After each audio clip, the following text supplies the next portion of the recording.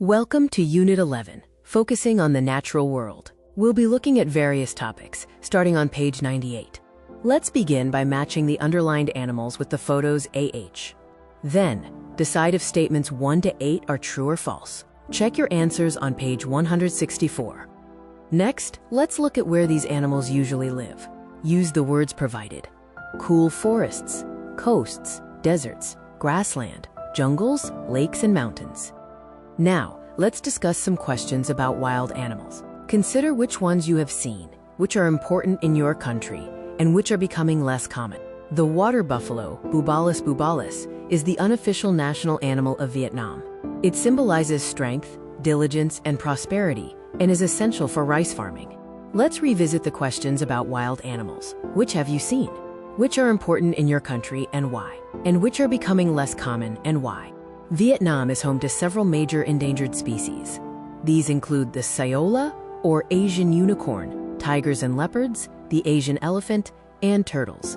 Listen to a young woman, Ellie, discuss her trip to Spain to see the Iberian lynx. For each question, choose the correct answer. Based on the animals we've discussed and seen, which wild animal would you most like to see up close and why?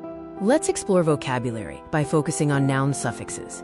Look at the underlined nouns and answer the questions about their verb form, suffix, and spelling changes. Now complete the table by finding the noun forms of the verbs in the box. Pay close attention to any necessary spelling changes. Complete this news article about scientists using a robot chick to study penguins. Use the noun form of the verbs provided in the box. Listen to check your answers for exercise 3. Then, focus on word stress in longer nouns. Listen again and underline the stress syllable in nouns 1 to 6. Answer the related questions and then practice saying the words with the correct stress. Next, we will begin our grammar section, covering concepts found in the student's book on page 100. Our grammar focus is the passive. Look at sentences AD and answer the questions. This section also includes a reference to page 137 for further review of the passive, present simple and past simple. Now complete the rules using the terms active, passive, and by. We often find the passive in formal texts, and we always use the past participle form of the verb in passive sentences. We often use the active when speaking or writing informal letters. Use the active when focusing on who did an action, and the passive when focusing on the action itself. We can add by plus a noun in the passive if it's important to say who or what did it. Complete sentences 1 to 6 with the present or past passive form of the words in brackets. The first two are done for you as examples. For activity 4, rewrite the sentences in the passive voice. Start with the underlined words and only use by when necessary. Sentence 1 is done for you. Read the article about bears and wolves and underline 9 more passive forms. Then, provide the infinitive form of each main verb.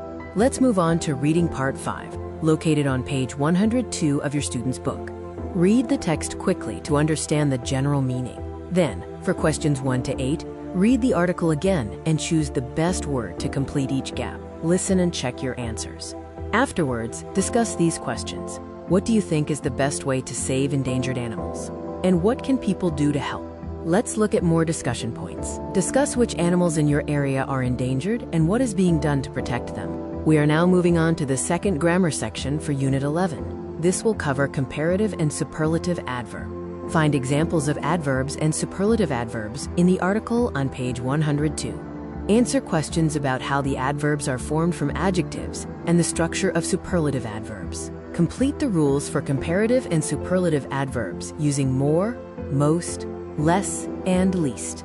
Remember to check the reference on page 137 for irregular adverbs. Complete the sentences 1 to 5 using the comparative form of the adverbs in brackets. The first sentence is provided as an example.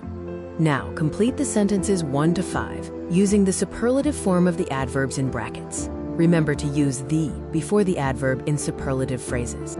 Finally, match sentences 1 to 5 with sentences A to E to continue the conversation. Use the comparative or superlative form of the adverbs in brackets to complete the second part of the conversation. We are now starting the speaking section of Unit 11, found on page 104 of your student's book. The first activity is to match the questions about your town or city with the answers provided. Listen and check your answers. Pay attention to how the questions and answers flow naturally together. Now read the useful phrases for asking and giving more details about a topic. Practice using them to extend your conversations. Work with a partner to ask and answer the questions from Activity 1, using the useful phrases to provide additional information. Next, discuss what you remember about the article on page 102. Answer these questions about the article's content. We will now begin the writing section for Unit 11, focusing on an informal letter to a friend. Read the exam tip on page 137. Then, read Liam's letter to his friend Emily and decide if sentences 1 to 5 are true or false. Look at the letter again and find the sentences that match the functions of apologizing, inviting, giving news, asking for news, and describing something that happened.